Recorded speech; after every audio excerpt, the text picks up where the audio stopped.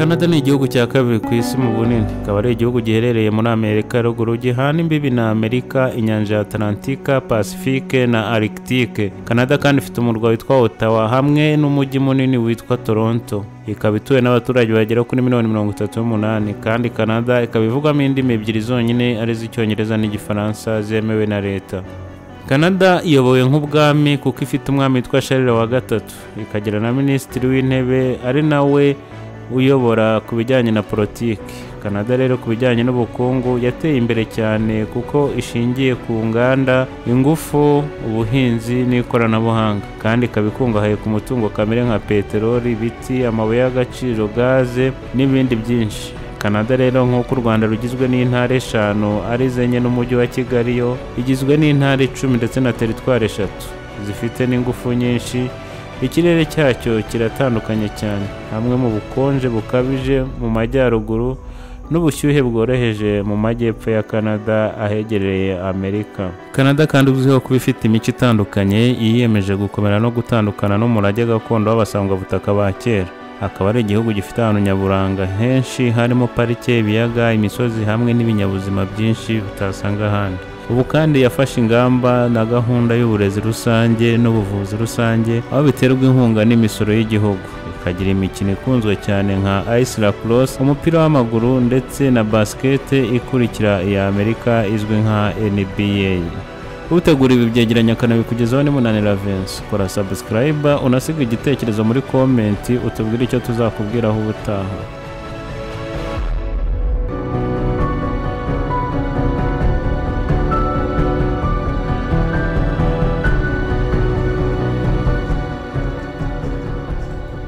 Canada ni igihugu kinini cyane giherereye mu gice cy'amajyaruguru y'umugabane wa Amerika, gikikijwe n'inyanja ya Atlantique mu burasirazuba n'inyanja ya Pacifique mu burengerazuba n'inyanja ya Arctique mu majyaruguru. Nicyo gihugu cya kabiri kinini ku isi mu buso nyuma y'Uburusiya, aho gifite ubuso bwa kilometero kare 9,984,670. Canada ihana imbibi na Leta Zunze Ubumwe za Amerika mu majyepfo no mu majyaruguru y'uburengerazuba, akaba ari wo mupaka muremure ku isi.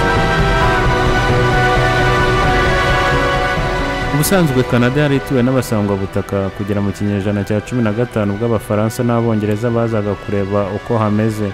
Nyuma baje kuhatura rero ni mu nkengero za Atlantique. Abo basangwabutaka baje gushegeshwa bikomeye n'indwara zari ziturutse i Burayi, kandi imibiri yabo itari zihamenyereye ubu hasigaye mbarwa. Kuri ubu iki gihugu gituwe n'abaturage basaga 38,000,000. Nicyo gihugu abantu bajya guturamo cyane, bakaba kenshi biterwa n'impamvu z'ubukungu cyangwa hakaba hari ababa basanzeyo bene wabo. Canada kandi mu mwaka w'1763 Abafaransa baretse koloni zose bari bafite muri Amerika ya ruguru nyuma y'intambara yiswe Guerre de Sept Ans cyangwa se intambara y'imyaka 7. Mu mwaka w'1867 Canada yahinduwe intara ifite ubwigenge bucagase, icibwamo intara enye. Aha niho hatangiye ubwigenge gusumbyeho, byatumye Canada itacyometswe cyane ku Bwongereza. Naho mu mwaka w'1919 Canada yinjiye muri Société des Nations nk'igihugu kwacyo kitari ku Bwongereza. Naho mu mwaka w'1945 Canada iba kimwe mu bihugu byashinze Loni.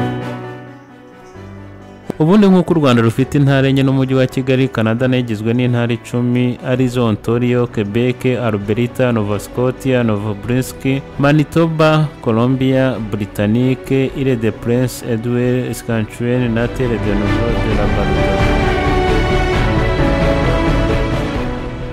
Canada kandi igizwe na teritwari 3, naho Quebec niyo ntara nini kurusha izindi, ikaba ari nayo ituwe cyane nyuma ya Ontario. Ivugirwamo Igifaransa cyonyine nk'ururimi rwemewe na leta, na hamwe mu mashyaka yaho akaba nifuza ko yaba igihugu kwacyo ikava kuri Canada ikigenga.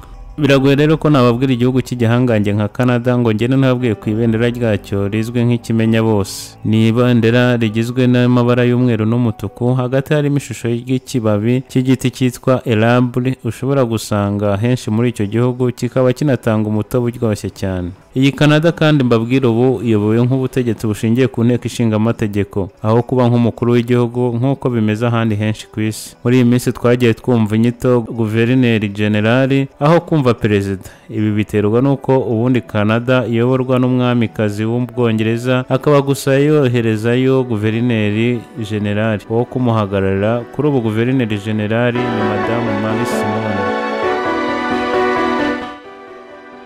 Minisitiri w'intebe ni nk'aho ari we mutegetsi ukomeye uba muri Canada, aturuka mu ishyaka ryatsinze amatora yo mu nteko kandi niwe ushyiraho guverinoma akanayihindura. Canada ni kimwe mu bihugu bikize kandi bikomeye ku isi, ubukungu bwayo bushingiye cyane cyane ku mutungo kamere n'ubuhahirane na Leta Zunze Ubumwe za Amerika.